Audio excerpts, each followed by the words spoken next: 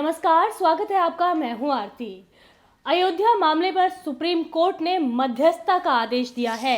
Supreme court ने इस मामले में 3 सदस्यों का एक पैनल गठित किया है, जिसमें आध्यात्मिक गुरु श्री श्री रविशंकर, सुप्रीम कोर्ट के पूर्व जस्टिस श्री खलीफुल्लाह और एक सुप्रीम कोर्ट के अधिवक्ता हैं एडवोकेट श्री राम पांचू। ये 3 सदस्य शामिल हैं। इसी बारे में ज़्यादा जानकारी के लिए हमारे साथ अमीन अहमद जी मौजूद हैं। अमीन जी, सुप्रीम कोर्ट ने और क्या कहा है अपने आदेश में?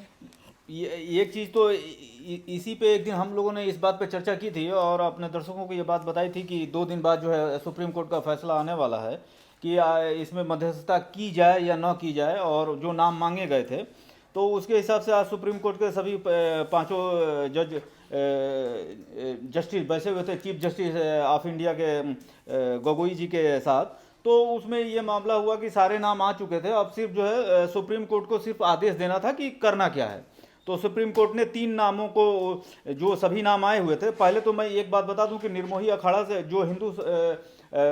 संगठनों से जुड़ा हुआ है, उसने जो है जस्टिस कुरियन जोसेफ का नाम दिया था, और फिर जो जस्टिस पूर्व जस्टिस रह चुके हैं AK पटनायक, उनका नाम दिया था, और GS Singhvi, justice GS Singhvi का उसने नाम दिया था। और इसी बीच जो है स्वामी चक्रपाणी जो हिंदू महासभा को देखते हैं, उन्होंने पूर्व प्रधान न्यायाधीशों को नाम दिया था, जस्टिस खेहर का नाम उन्होंने दिया था, और जस्टिस दीपक मिश्रा जो रिटायर्ड हैं, हाँ, उनका नाम दिया था। और इसी तरह से सुन्नी वक्फ बोर्ड ने भी नाम दिया था। कुल मिला के जो है सुप्रीम कोर्ट ने सभी नामों को जांचने के बाद, या उसको लगा होगा कि ये ठीक नहीं है या ऐसा है, सुप्रीम कोर्ट के सभी पांचों जजों ने एक मत से, जो अभी आपने इंट्रो में बताया, उन 3 नामों को श्री राम पंचू और जो है जस्टिस खलीफुल्लाह, हाँ, जस्टिस खलीफुल्लाह जो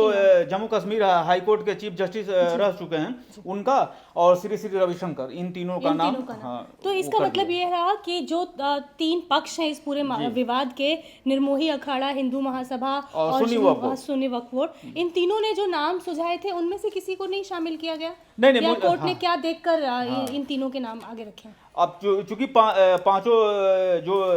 सुप्रीम कोर्ट के जज हैं और चीफ जस्टिस ऑफ इंडिया हैं गोगोई जी, सभी लोगों ने आपस में इस मसले को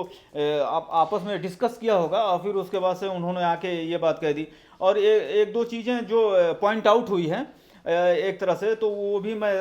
दर्शकों के सामने रख देना चाहता हूँ कि पहली चीज़ कि 4 हफ्ते में इसकी प्रगति रिपोर्ट जो है आपको देनी होगी। 1 महीने के अंदर आपको ये बताना होगा कि इनसे मुलाकात हुई, इन्होंने ये कहा, इन्होंने ये किया, अच्छा है कि नहीं है, आगे बढ़ा जाए या नहीं बढ़ा जाए, ये सुप्रीम कोर्ट जो है 1 महीने में जो है लेगा। वहीं दूसरे अगले महीने 8 हफ्तों के बाद जो है एक फाइनल जो है एक फ्रेम मैप आएगा कि क्या करना है, नहीं करना है, कि करना है, कि बढ़ना है, कि नहीं बढ़ना है। या तो समझौते के बाद जो है 2.77 जो एकड़ जमीन है, जो विवादित भूमि है, राम जन्मभूमि जिस पे दावा किया जा रहा है, वो उस पे बात लोग मान जाए तीनों पक्ष, जो हाई कोर्ट का जो इलाहाबाद हाई कोर्ट का फैसला है, और नहीं तो आगे हम जो फिर जो है कानूनी कार्रवाई और जो है आगे जो संवैधानिक होगा, और जो सुनवाई होगी उसके हिसाब सबूतों के आधार पर जो फैसला जी। जैसे सुप्रीम कोर्ट ने अपने आदेश में ये भी कहा है कि 1 हफ्ते के अंदर इस पर आप लोग बातचीत मंथन शुरू कर दे। 1 हफ्ते का समय उसके लिए दिया, और 8 हफ्ते में सुप्रीम कोर्ट के सामने उनको अपनी एक फाइनल रिपोर्ट तरह से पेश करनी होगी कि भाई हम लोगों ने क्या क्या डिसाइड किया। लेकिन आप देखिए ना, इसमें सबसे ज्यादा जो पेच फंस रहा है वो हिंदू महासभा, क्योंकि हिंदू महासभा अभी कल तक तो यही कह रही थी कि हम अपनी तरफ से हम मध्यस्थता के लिए राजी नहीं है, क्योंकि वो जमीन पर हमारा हक है, मंदिर वहीं बनेगा, तो वो तो राजी नहीं हो। तो क्या आपको लग रहा है कि मध्यस्थता कितना आगे जाएगी, किस तरह से होगा? अगर एक बार फिर से हिंदू महासभा ने अपना विरोध रख दिया तो क्या होगा? नहीं, विरोध से तो कुछ नहीं होगा ये कि फिर जो है अंततः जो है सुप्रीम कोर्ट चाहता है कि जो है सुप्रीम कोर्ट का टाइम जो है ऐसे बर्बाद ना हो, क्योंकि बहुत इसमें लेट हो जाएगा। और सभी जो है जो संगठन हैं उनका ये कहना है कि 125 करोड़ हिंदुओं की आस्था का सवाल है। तो अगर आस्था का सवाल है तो आप बात ही नहीं करना चाहते, तो सवाल तो आप ही के ऊपर उठेगा कि भाई सुप्रीम कोर्ट तो चाहता है कि जल्दी सुलझ जाए मामला। तो अगर ऐसा होता है तो मुझे नहीं लगता। और सुप्रीम कोर्ट ने दो तीन बातें और आरती जी मैं बताते हुए चलूँ तो अपने दर्शकों को, कि वो बहुत इंपॉर्टेंट बात कही है। उसने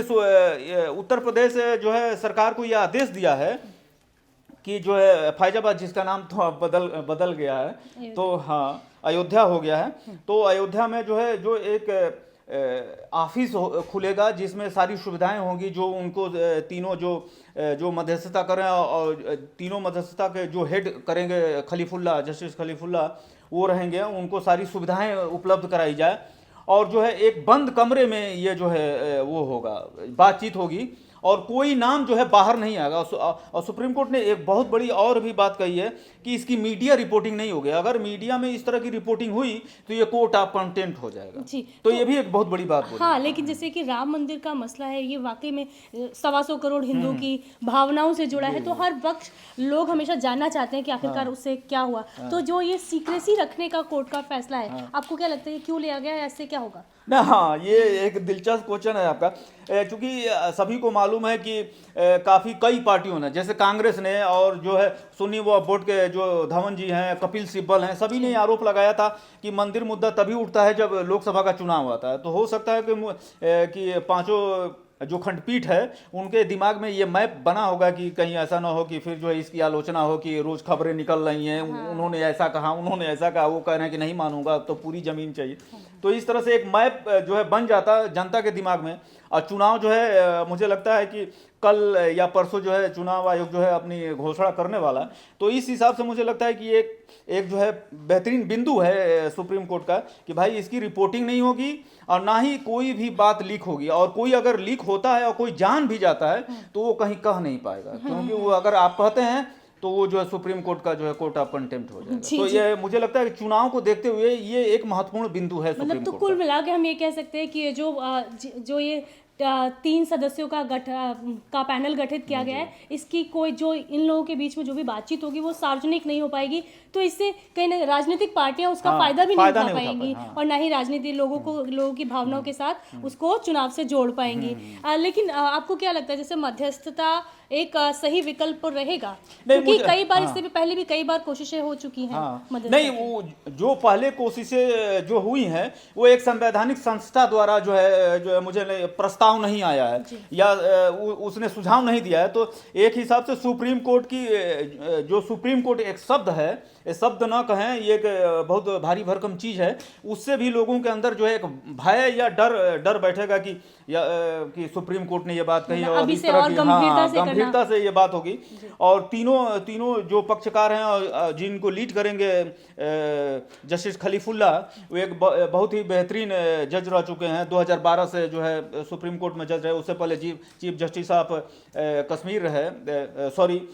हाई कोर्ट के चीफ जस्टिस रहे। और ये जो है रविशंकर जी को तो सभी लोग जानते हैं, इनके बारे में बताने की उतनी ज़रूरत नहीं है। लेकिन जो पंचू जी हैं वो जो है पिछले 40 साल से इसी काम में जो है महारत हासिल है। मद्रास हाई कोर्ट के वो जो है वकील हैं, सुप्रीम कोर्ट में भी वो वकालत करते हैं, और जो है एक बहुत बेहतरीन मध्यस्थ और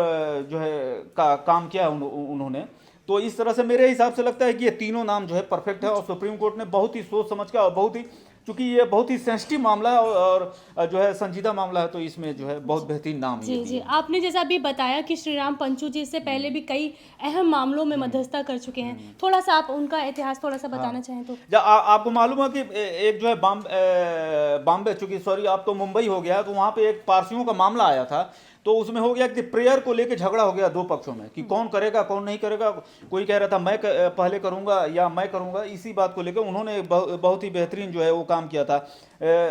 खलीफुल्ला के बारे में आपको मालूम है कि पिछले काफ़ी 10-12 सालों से ये बात चल रही थी, और पटना के जो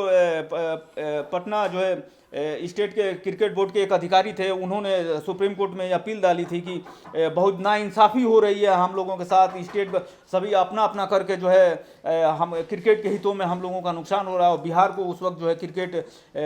BCCI ने निकाल दिया था, अपनी एक नियम होती है। उसके बाद से क्या हुआ कि सुप्रीम कोर्ट में खलीफुल्ला ने ये बहुत बड़ा फैसला दिया था, उनके साथ मिलकर अपने सहयोगी जस्टिस के साथ मिलकर एक फैसला दिया था, और जिसका नतीजा है कि विनोद राय जो पूर्व CJI हैं, सॉरी CAG हैं, वो जो है उसको देख रहे हैं, और कई महत्वपूर्ण बदलाव हुए हैं। और जो है सभी जो पहले से जो लगता है कि एक बार क्रिकेट बोर्ड में घुस गया तो उसको एक कमाई का साधन मिल गया था, और जो 20 साल 25 साल 30 साल से जो है अपने अपने स्टेट में वहाँ पे बैठे हुए थे, सारे लोगों को बाहर जाना पड़ा, और एक बोर्ड का सफाई हुई, अभी भी उसमें विवाद होते रहते हैं, लेकिन ये जो है ये फैसला जो है खलीफुल्ला साहब जस्टिस दिया था। जी अमीन जी, एक और चीज़ है जैसे कि मैंने अभी पढ़ा यहाँ पे कि सुप्रीम कोर्ट ने जो विवादास्पद जमीन है, जो 2.77 एकड़ जमीन है, उसमें जो इलाहाबाद हाई कोर्ट का 2010 का आदेश था, हाँ, तो उसी में संभावनाएं तलाशने की कोशिश के लिए कहा है कि आप देखिए कि उस आदेश के हिसाब से मतलब आप लोग कितने ठीक बैठ रहे हैं, उसमें कुछ हल निकालें उस तरह से। उस दिन भी जब बातचीत कर रहे थे, जो पक्षकारों की बातचीत रही सुप्रीम कोर्ट में, तो उस दिन भी इस बात पर चर्चा हम लोग किए थे कि मुझे नहीं लगता कि ये तीनों जज भी जो पक्षकार गए हैं मध्यस्थता के लिए, ये लोग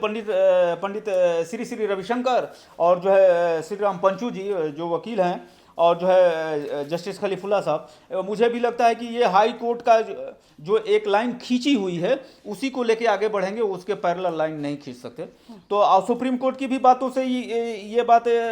काफ़ी हद तक जो है प्रूफ हो रही है कि सुप्रीम कोर्ट भी उसी लाइन को लेके आगे बढ़ेगा, उससे उधर से नहीं हो पाएगा। तो कुल मिला के अयोध्या मामले में सुप्रीम कोर्ट ने भी जैसा कि पिछली सुनवाई में भी कहा था कि वो अब जल्द से जल्द इस मामले का हल चाहते हैं और इसमें बहुत ज़्यादा देरी नहीं होनी चाहिए। अब क्योंकि मध्यस्थता के लिए एक पैनल गठित कर दिया गया है और 8 हफ्ते में इसका जो फाइनल ड्राफ्ट होगा वो सुप्रीम कोर्ट में पेश हो जाएगा, तो उम्मीद की जा सकती है कि इस मामले का जल्द से जल्द कोई हल निकलेगा। इस अयोध्या मामले से संबंधित और भी अपडेट के लिए हम आपको आगे भी देते रहेंगे, आप जुड़े रहिए हमारे साथ।